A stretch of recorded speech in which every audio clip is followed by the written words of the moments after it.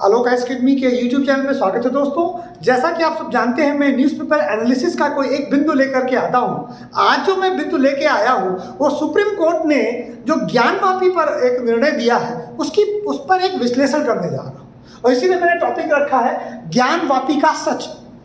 ज्ञानवापी का क्या सच है ये जानना बहुत जरूरी है, लेकिन इसके पहले आपको चैनल को सब्सक्राइब करना भी बहुत जरूरी है। अगर आप मेरे चैनल में नए हैं तो प्लीज़ चैनल को सब्सक्राइब करिए, लाइक करिए और कमेंट करके जरूर बताइए कि आपको मेरी मेहनत कैसे लगी।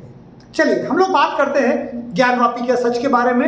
ये बात अंडरस्टूड है सुप्रीम कोर्ट के निर्णय के बाद। मैंने पिछले एक वीडियो में कहा था कि सुप्रीम कोर्ट के चीफ जस्टिस ने कहा है कि न्यायपालिका पर अगर किसी का भरोसा उठ जाता है तो वो इतर नई न्यायपालिका या नई जगह से न्याय लेने की कोशिश करते हैं, भले वो लीगल मैटर से हो या इलीगल हो। सुप्रीम कोर्ट ने इस बात को समझा, न केवल कहा हमारे चीफ जस्टिस ने, बल्कि पूरे सुप्रीम कोर्ट ने इस बात को माना और ज्ञानवापी वाले मैटर पर एक ऐसा निर्णय आया है अभी तक की स्टे के रूप में ही सही, जो निर्णय कल का है उसके आलोक में हम लोग बात करेंगे।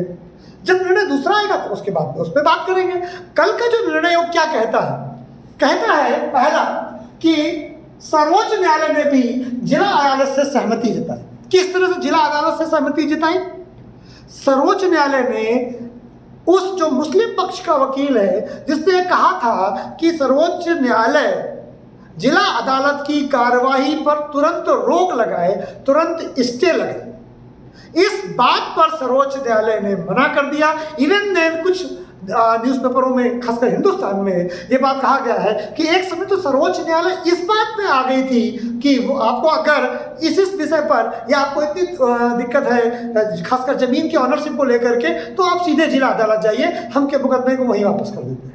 हाँ, हालांकि वो बात उन्होंने मुस्लिम पक्षकारों ने संभाल ली और जिला अदालत वापस नहीं गया, लेकिन आप इससे सर्वोच्च न्यायालय के रुख और सर्वोच्च न्यायालय के रुख से आने वाले समय में सर्वोच्च न्यायालय के निर्णय पर पहुंचने का अंदाजा आप लगा सकते हैं। कहते हैं ना कि आप छोटी उंगली पकड़ के पहुंचा पकड़ने वाली बात। हमारे गांव में एक कहावत है, मैं कानपुर को, मेरा गांव है कुर्नी, कानपुर के पास में, कानपुर नगर में हनुमान जी का बड़ा फेमस मंदिर है। कभी आप लोग आइए, दिखाएंगे जरूर, ठीक है। टेढ़ी टांग वाले बाबा मंदिर हम लोग कहते हैं, बहुत प्रसिद्ध मंदिर है, बहुत पुराना मंदिर है। कभी आएंगे तो आपको दर्शन कराएंगे। एक आधा वीडियो मैंने बनाया उन पर भी, आप चाहे तो वहाँ देख सकते हैं।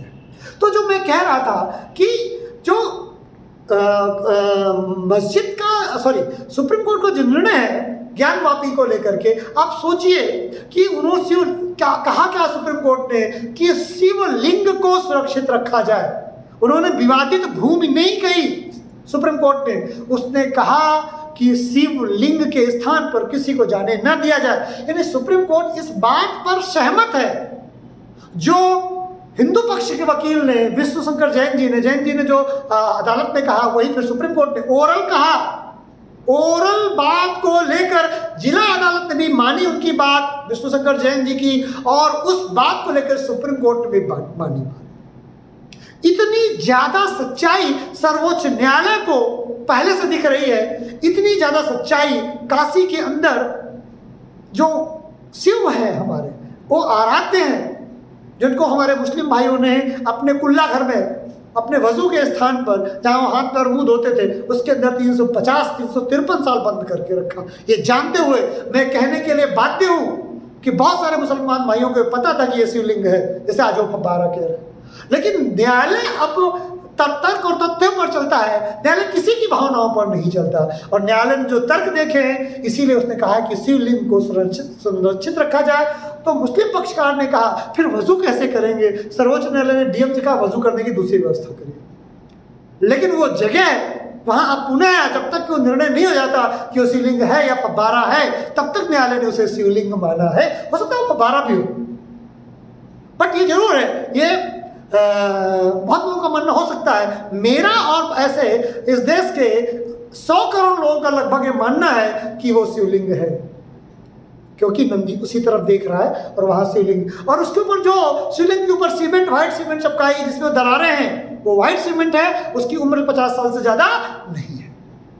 तो उसको छुपाने के लिए, फपारा बताने के लिए उसमें व्हाइट सीमेंट लगा दी गई है। वो भी जांच का विषय है। हो सकता है मेरा अनुमान गलत हो, मैं हिंदू हूँ, भावनाओं में आकर बह जाऊँ, लेकिन आप ये मान के चलिए कि ये सुप्रीम कोर्ट का जो मेरा जो इतने सालों का अनुभव है, 20 सालों को देखने का, उससे जो निष्कर्ष निकलता है, क्या निष्कर्ष निकलता है कि जो सुप्रीम कोर्ट जिस तरह से सोच रहा है उसमें निर्णय जल्दी आएगा।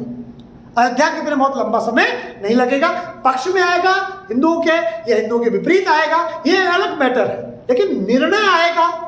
और जिस तरह से कार्रवाई सुनी है और जिला अदालत की कार्रवाई को रोक लगाने से मना कर दिया है, इसका मतलब है कि जिला अदालत के विचार से सर्वोच्च न्यायालय सहमत है। अब आते हैं दूसरे बिंदु में, जो मैंने पहले बिंदु के रूप में लिखा है कि ऐसे भारत में कई प्रमाण हैं कि ये ज्ञानवापी मस्जिद, ज्ञानवापी कोई मस्जिद होती है? ज्ञान, जहां ज्ञान मिले, मस्जिद में नमाज अदा की जाती है, ज्ञान की बात नहीं होती है। दूसरी बात, एक जगह है कुव्वत उल इस्लाम मस्जिद दिल्ली में, इसमें यहीं पर इसी कुव्वत उल इस्लाम मस्जिद के शिलालेख में कहीं दूर जाने की जरूरत नहीं है, फिजिकली जो वहां गड़ा है शिलालेख, उसमें लिखा है कि 27 हिंदू और जैन मंदिरों को तोड़कर इसे बनाया था कुव्वत उल इस्लाम मस्जिद। आप कहेंगे उसे भी नहीं मानेंगे।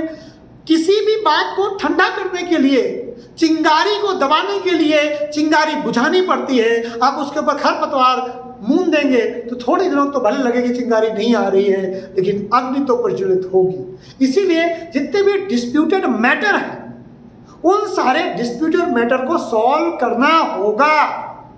अगर आने वाली पीढ़ियों को शांति से रहने देना चाहते हैं तो भारत में धार्मिक आधार पर जितने डिस्प्यूट्स हैं उनको हमें सॉल्व करना होगा। हम पेट्रोल की आड़ में, हम महंगी सब्जी की आड़ में, हम और किसी महंगाई की आड़ में हम अपने धार्मिक मान्यताओं से समझौता नहीं कर सकते। भारत अपनी संस्कृति से इसलिए समझौता नहीं कर सकता कि पेट्रोल महंगा है। क्या कांग्रेस समय पेट्रोल महंगा नहीं हुआ था? क्या कांग्रेस के समय खुदरा महंगाई दर 12 से 15% नहीं थी? अभी भी खुदरा महंगाई दर नहीं है उतनी जितनी कांग्रेस के शासनकाल में 2012-13 में थी। आप ये समझिए इस बात को, महंगाई से संस्कृति का क्या लेना देना है? विश्व में इकोनॉमी बढ़ रही है, युद्ध हो रहे हैं, कोरोना आ रहा है, उसका परिणाम है। भारत अपनी आर्थिक गतिविधियों पे पूरी दुनिया में सबसे ज्यादा तेज इकोनॉमिक ग्रोथ करने वाला, अगर इकोनॉमी की बात करें तो ये है भारत। अमेरिका और इंग्लैंड से ज्यादा हम ग्रोथ लेके आ रहे हैं, जर्मनी और चाइना से ज्यादा हमारी ग्रोथ रहने वाली, 13 से 15% अभी सर्वे ग्रोथ है भारत की आज के न्यूज़पेपर में। तो क्या भारत इकोनॉमिक ग्रोथ नहीं कर रहा है? हाँ, तात्कालिक कारणों से देश में महंगाई थोड़ी बढ़ी हुई है, उसमें रसिया यूक्रेन युद्ध भी है, उसमें कोरोना युद्ध भी है, कोरोना भी है, तो ये कारण है महंगाई बढ़ी है। लेकिन महंगाई बढ़ी होने से क्या हम भगवानसियों पर बात करना बंद कर दें? जो आक्रमणकारियों ने, जो मुगलों ने अत्याचार किया था इस देश पर, क्या हम उस पर बात करना बंद कर दें? क्या हम अपने अधिकारों की बात न करें? क्या अपने अधिकारों के लिए हम संघर्ष न करें? कुव्वत उल इस्लाम मस्जिद ने सीधे लिखा है, वहीं उसी के शिलालेख में उसी समय लिखवाया गया कि मंदिर तोड़ के बनाया, फिर भी कहते हैं आंखें मूंदे रखो, भेड़िया आ जाए आप आंख बंद कर लीजिए। ये गलत है, ये गलत परंपरा है।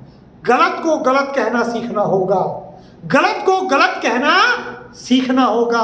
वो गलत हिंदू करे या वो गलत मुसलमान करे। अगली बात जब आते हैं करें, काशी के इतिहास लेखन द्वारा मुगलों द्वारा काशी में विध्वंस का उल्लेख मिलता है। ये ऐसे एक नहीं अनेक ग्रंथ है जिसमें काशी को कैसे औरंगजेब ने विध्वंस किया इसके प्रमाण मिलते हैं। इसलिए काशी के लिए बाबरी मस्जिद की तरह प्रमाण की आवश्यकता नहीं। बाबरी मस्जिद में कोई ऐसा प्रमाण नहीं मिलता था, उसके लिए नीचे उसकी खुदाई होनी जरूरत थी। बट काशी के लिए, कुव्वत इस्लाम मस्जिद के लिए या मथुरा के लिए ऐसे किसी प्रमाण की आवश्यकता नहीं है। आप प्रत्यक्ष देख करके भी जान सकते हैं कि काशी और मथुरा में कैसे मुगलों ने विध्वंस किया, कैसे आतताइयों ने हमला किया। रह गई इस बात के मुसलमानों को, उनको मुगलों से जोड़ना ना तो हमें जोड़ना चाहिए ना हमारे मुस्लिम भाइयों को जोड़ना चाहिए। वो तो हिंदू ही है ना, जिनके पुरखे लालच की वजह से, डर की वजह से, मुगलों के अत्याचार की वजह से, अपनी बहन बेटियों की इज्जत बचाने की वजह से या एक से ज़्यादा शादी करने की वजह से उन्होंने इस्लाम धर्म ज्वाइन कर लिया था। यही 4-5 कारण थे ना मुसलमानों के। जितने भारत में 95 से 98% इसमें मुसलमान हैं, उनके पूर्वज हिंदू थे।